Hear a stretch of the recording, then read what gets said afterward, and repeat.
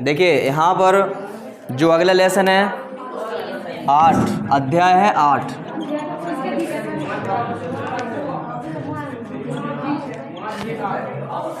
अध्याय 8 है और उसका लेसन का नाम जो दिया गया है वो है त्रिकोणमिति का परिचय।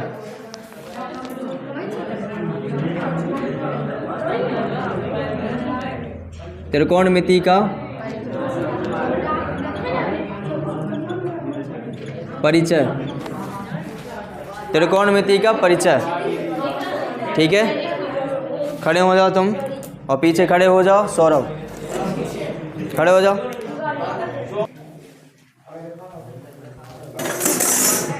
देखिए अध्याय 8 है और लेसन का नाम है त्रिकोणमिति का परिचय।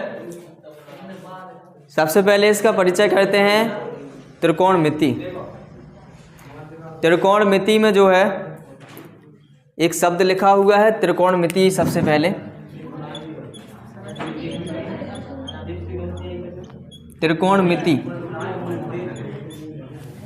त्रिकोणमिति हिंदी में 3 शब्द से मिलके बनी होती है। ये जो शब्द है 3 शब्द से मिलके बना है। एक तो तिर प्लस के कोण प्लस मिति।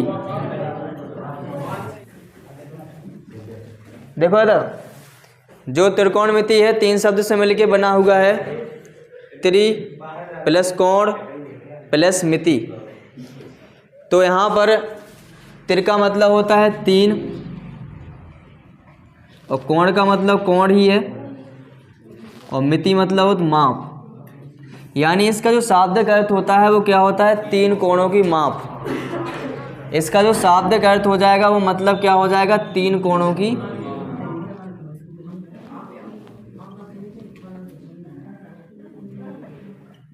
की माप।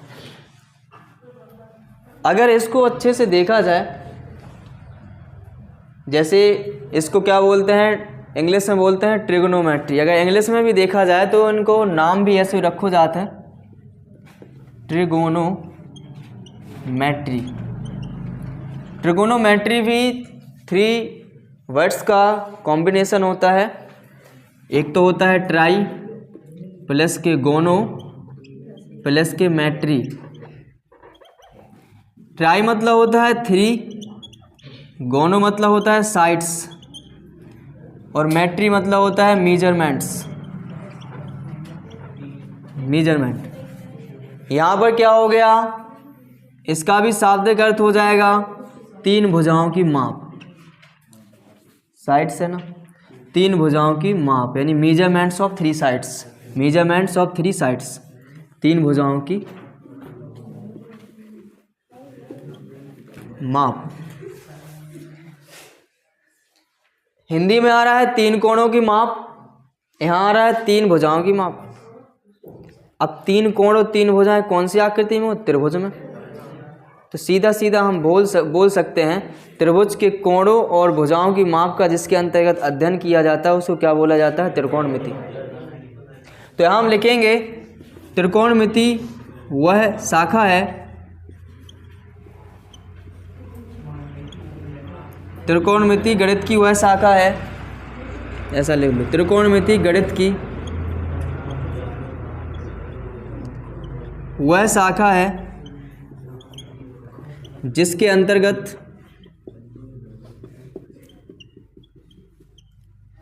अंतर्गत 3 भुजाओं और 3 कोणों वाली आकृति 3 भुजाओं 3 कोणों वाली आकृति क्या हो? त्रिभुज का अध्ययन किया जाता है, अध्ययन किया जाता है। हालांकि इसमें त्रिभुज ही का अध्ययन करो जाता है, लेकिन अपन उनको कौन से त्रिभुज को करना है? यहाँ पर समकोण त्रिभुज को, मुख्यतः समकोण त्रिभुज का अध्ययन करना है। इसमें होने के लिए आगे कक्षा में जब पढ़ोगे 11 में पहुँचोगे, 11 में पढ़ोगे सभी त्रिभुजों के बारे में। सभी त्रिभुजों की माप पढ़नी पड़ेगी त्रिकोणमिति के अंतर्गत। वहाँ साइन प्रमेय पढ़नी पड़ेगी, कॉस प्रमेय पढ़नी पड़ेगी। साइन प्रमेय होती है क्या, जैसे एक त्रिभुज है, इनके कोण दिए गए हैं और यहाँ पर 3 कोण हैं ए बी सी। इनकी भुजा ए है, ई के सामने वाली भुजा ए, ई के सामने ए है और ई के सामने बी, ई के सामने सी, ऐसा है। तो साइन प्रमेय पढ़ोगे, साइन प्रमेय होती है साइन ए बटे में ए बराबर हो साइन बी बटे में बी, और इसके बाद होता ही साइन सी बटे में। तो यहाँ पर जो भुजाओं और कोणों के बीच संबंध है, और किन में है ये है त्रिकोणमिति में और भुजाओं में भी है ना। देखो भुजाएं हैं और कोण हैं, तो कौन सा त्रिभुज कोणों से भी त्रिभुज हो जाए, फिर आगे चल के पढ़ोगे। लेकिन हमें यहाँ जो हाई स्कूल में मुख्यतः किसके बारे में पढ़ना है, समकोण त्रिभुज के बारे में। तो यहाँ पर लिखेंगे इसके अंतर्गत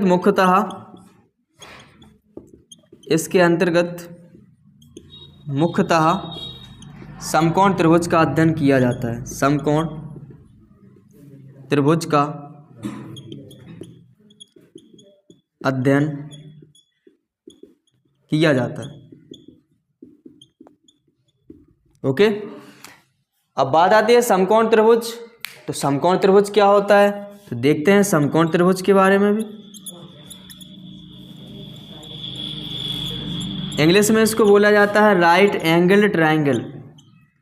राइट एंगल्ड ट्रायंगल, समकोण त्रिभुज। बनता कैसे इस प्रकार का होता है समकोण त्रिभुज, ए बी सी। समकोण त्रिभुज की एक पहचान जरूर होती है कि इसमें क्या होता है, एक जो कोण होता है वो 90 डिग्री का होता है। एक कोण कितने का होता है, 90 डिग्री। अगर एक कोण त्रिभुज का 90 डिग्री का है तो उसी को बोला जाता है समकोण त्रिभुज। क्या किसी त्रिभुज में दो कोण 90-90 के हो सका था, नहीं हो सका था। अगर 90-90 के दो कोण हो जाए त्रिभुज के तो वो तो 180 होगा, 300 कोण कहाँ से है, यानी त्रिभुज को निर्माण ही नहीं हुई है। जैसे अगर हम कहें एक भुजा पे ये 90 कोण बना दो, दूसरे पे भी 90 कोण बना दो, तो जो कब हम मिलने ही नहीं जा, तो 4 भुजा नहीं हो जाए, चतुर्भुज नहीं बन जाए। अगर हम ऐसे मिला दें तो 4 भुजा नहीं हो जाए। फिर हमें त्रिभुज बनाने तो बने नहीं, कब भी नहीं बन सकता ना। तो केवल इसमें त्रिभुज में एक ही समकोण हुई है तो समकोण त्रिभुज बोलो जाए। यानी हम लिखेंगे वह त्रिभुज जिसमें एक कोण 90 डिग्री का होता है और शेष 2 न्यून कोण होते हैं। शेष 2 न्यून कोण होते हैं। न्यून कोण इसलिए बोला जा रहा है, ये दो ही, एक कितने है कोण, एक कितने है कोण, ये 2 ही न्यून कोण है। यानी अगर जो 30 को हो तो जो 60 को हो, यानी इन दोनों को योगफल 90 यहाँ चल जाती, क्या कि 90 एक तो होगा और इन दोनों को क्या हुई है 90। जब जो थीटा मान लो तो जो क्या हो जाए 90 माइनस के थीटा हो जाएगा नहीं। यानी न्यून कोण है तो जे इनको मान 0 से ज़्यादा हो जाए और 90 से छोटा होगा। अगर इतने 1 डिग्री को कोण बना तो भी त्रिभुज बन जाए, अगर 89 को बना तो भी त्रिभुज बन जाए और 90 को बना तो नहीं बना, ताकि वे समांतर हो जाए दो ही रेखाएं। और जब दोनों रेखा समांतर हो जाए, समांतर रेखा कभी एक दूसरे को काटती नहीं है, सीधे चली जाएंगी, और जब काटेंगे नहीं तो त्रिभुज को निर्माण नहीं हुई है। तो यहाँ पर तो हमें त्रिभुज बनाने हैं, तो त्रिभुज में 2 कोण हो जाते हैं। समकोण त्रिभुज के अंतर्गत 2 कोण हो जाते हैं, कौन से, न्यून कोण, और एक हो जाती है 90 डिग्री को। इनकी भुजाएं होती हैं, इन भुजाओं का नाम भी होता है। ये जो बड़ी भुजा दिख रही है कैंड होते, थीटा ये कोण मान लिया तो ये के सामने वाली भुजा लंब होते है, और इसको शेष जो भुजा बची होती है उसको आधार बोला जाता है। ठीक है। बात आती है, इनको डिफाइन करिए कि कर्ण किसे कहते हैं, लंब किसे कहते हैं और आधार किसे कहते हैं। तो इसी के अंतर्गत पहली हेडिंग है कर्ण। कर्ण क्या होता है? समकोण त्रिभुज की सबसे लंबी भुजा क्या कहलाती है? कर्ण कहलाती है। तो यहां पर लिखेंगे समकोण त्रिभुज की सबसे लंबी भुजा कर्ण कहलाती है।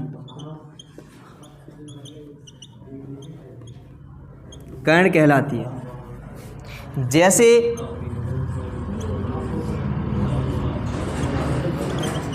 जैसे आकृति में कर्ण क्या है? AC। जैसे आकृति में AC कर्ण है। Clear? The longest sides of the right angle triangle is called hypotenuse. यानी इसको क्या बोला जाता है? हाइपोटेन्यूज, यानी कर्ण बोला जाता है। या ऐसा भी बोल सकते हैं, इंग्लिश में डिफाइन करना हो तो hypotenuse is the longest side of the right angle triangle. इसके बाद लंब है, तो लंब देखिए इधर दिख रहा है, इधर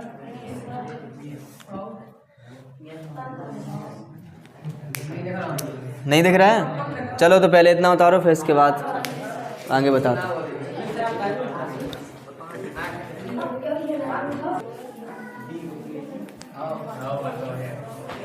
देखिए, तो इसके बाद जो पहले हमने पढ़ा कर्ण के बारे में, अब इसके बाद है लंब। यानी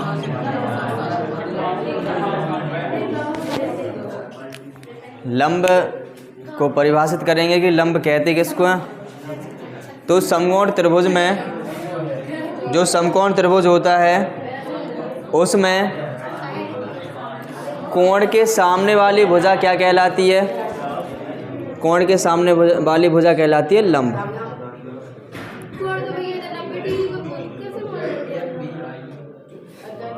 कोण जो 90 को छोड़ के और जो न्यून कोण है ना उसके सामने, क्योंकि जो कोण आएंगे वो किस में आएंगे? त्रिकोणमितीय अनुपात के साथ आएंगे। तो अभी बताते हैं, उसके बाद इसके बाद बताएंगे। सो यहाँ लिखेंगे समकोण त्रिभुज में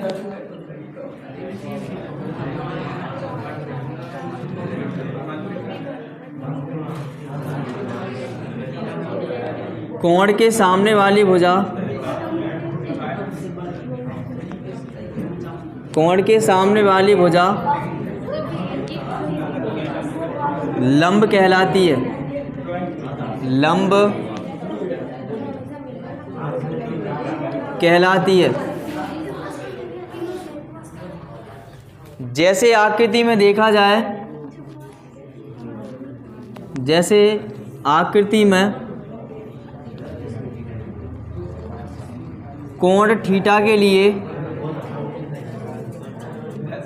कोण थीटा के लिए लंब क्या रहेगा? AB। AB लंब है।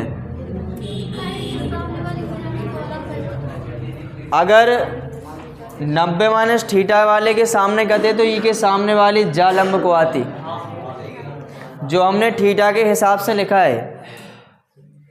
अगर जे कोण परस्पर बदल जाते हैं तो यहाँ पर जो लंब और आधारोध भी बदल जाते हैं, जबकि कर्ण नहीं बदलता है। क्योंकि अगर कोण यहाँ होगा तो ई के सामने जा भुजा लंब हो जाए, शेष बचे आधार। अगर कोण रहते है तो ई के सामने वाली जो भुजा है वो लंब हो जाए, शेष बचे आधार। यानी कोण बदलने पर परस्पर लंब और आधार बदल जाते हैं, जबकि कर्ण बदलता नहीं है। अगर हम कहें आधार किसे कहते हैं?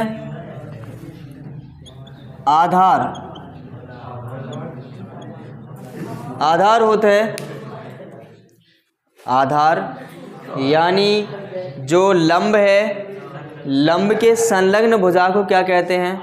आधार। लंब के संग जो जुड़ी हुई है उसको क्या बोलेंगे? आधार। या ये भी बोल सकते हैं जो शेष तीसरी भुजा है उसको आधार बोलते हैं, इनके अलावा, किसके, कर्ण और लंब के अलावा। तो ऐसा लिखते हैं कि समकोण त्रिभुज में लंब के संलग्न भुजा को क्या कहते हैं, आधार कहते हैं। यानी लंब के संलग्न भुजा, लंब के संलग्न भुजा को, लंब के संलग्न भुजा को आधार कहते हैं।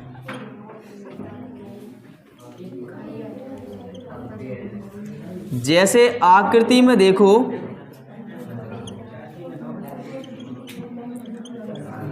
जैसे आकृति में आधार क्या है, BC। जैसे आकृति में BC आधार है, जिसका आधार मजबूत है, तुम्हारा आधार मजबूत है,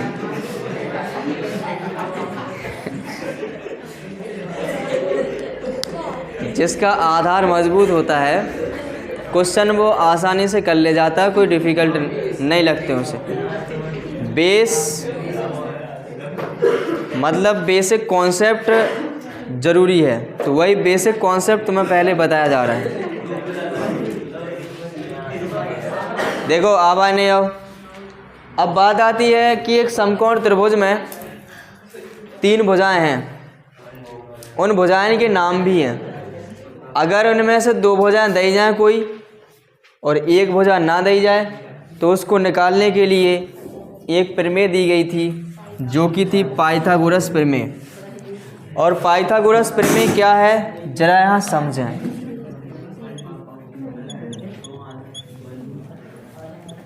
पाइथागोरस प्रमेय, पाइथागोरस प्रमेय, इसका जो प्रयोग होता है किस में किया जाता है, तो यहाँ पर लिख सकते हैं अपन, इसका प्रयोग समकोण त्रिभुज की, समकोण त्रिभुज की एक अज्ञात भुजा को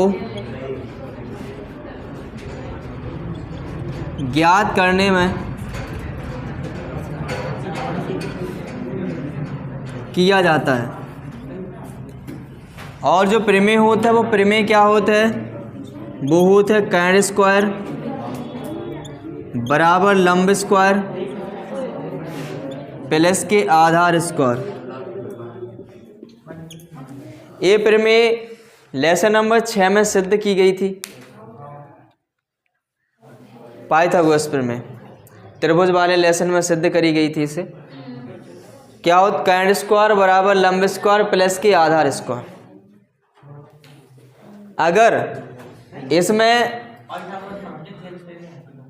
थेस प्रमेय थी, उसी के अंतर्गत पाइथागोरस प्रमेय भी आई थी। पाइथागोरस प्रमेय में क्वेश्चन बना था उसमें इस प्रकार से, यहाँ देखो क्वेश्चन ऐसे बनो तो इस पर लंब डालना होता है, यहाँ ABCD सिद्ध करना होता है कि जो AC स्क्वायर है वो बराबर होता है AB square plus BC square. ये प्रमेय थी। तो जा कहा है, पाइथागोरस तो है, कर्ण को है जो लंब को है, जो आधार, तो यही से सिद्ध हो जाता ना, उसमें समरूप त्रिभुजों की सहायता से सिद्ध हो जाता। तो अगर यहाँ पर लंब गायब है तो कर्ण और आधार दो जाए, सो निकल के आ जाए। यानी कम से कम हमें 2 भुजाओं की आवश्यकता होती है और तीसरी अपने निकल के आ जाए, किससे, पाइथागोरस की सहायता से। अगर कहो कि एक ही भुजा देगी 2 निकाल दो, तो नहीं निकाल पाओ, कोई नहीं निकाल पाएगा। यहाँ तक कि पाइथागोरस स्वयं आ जाए तो नहीं निकाल पाएंगे। कहेगी एक भुजा देगी तो 2 भुजाएं कैसे निकाल लो, ठीक है ना। अगर पाइथागोरस स्वयं आ जाए तो नहीं कर पाएंगे। तो पाइथागोरस में उनने जा कही थी कि अगर 2 भुजाएं हैं, 2 भुजाएं दी जाए तो तीसरी निकाल लीजिए, जो हमारे इक्वेशन की सहायता से। इनने इक्वेशन ये दे दिया था, कौन सा, कोण दो जाए तो फिर आगे चल के फिर त्रिकोणमितीय अनुपात में नहीं आ जाए, फिर अनुपात तो दो जाओ उनमें, अनुपात की बात नहीं हो रही यहाँ, इसकी बात हो रही प्रमेय की। अगर 3 भुजाएं हैं उनको कोण पतो नहीं है, 3 भुजाएं हैं समकोण त्रिभुज में, अगर केवल एक ही दी गई और 2 निकाल लें तो नहीं निकाल पाओ, कोण के छू दो भी नहीं गए। तो यहाँ पर इसकी सहायता से हम कोई एक अज्ञात भुजा हम निकाल लेंगे। अब यहाँ पर जो त्रिकोणमितीय अनुपात हैं उनको देखें।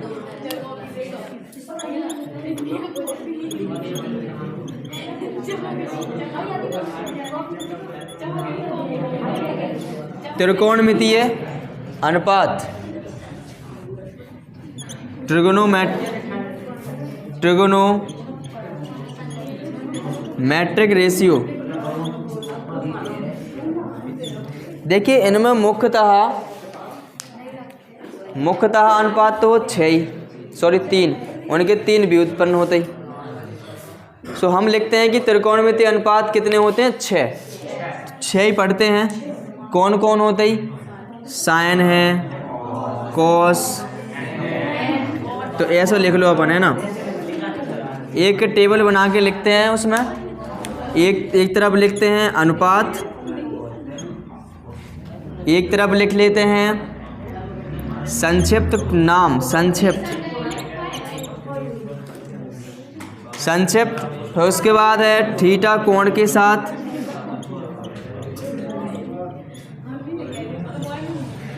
पहला है साइन, पूर्व त्रिकोणमितीय अनुपात साइन पूरी स्पेलिंग जा होता। दूसरी है कोसाइन, तीसरी है टेंजेंट, बताते हैं अभी। इसके बाद है कोटेंजेंट, इसके बाद है इसको जो बोला जाता है सेकेंट, इसको सेकेंट। इसके बाद है कोसेकेंट,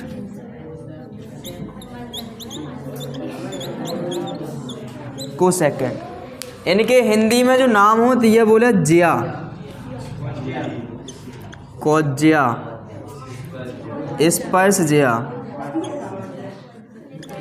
जे इनके व्युत्क्रम होते ही। देखना साइन का ये हो जाता है, कॉस का ये होता है, टेंजेंट का ये होता है, ये व्युत्क्रम होते एक दूसरे के।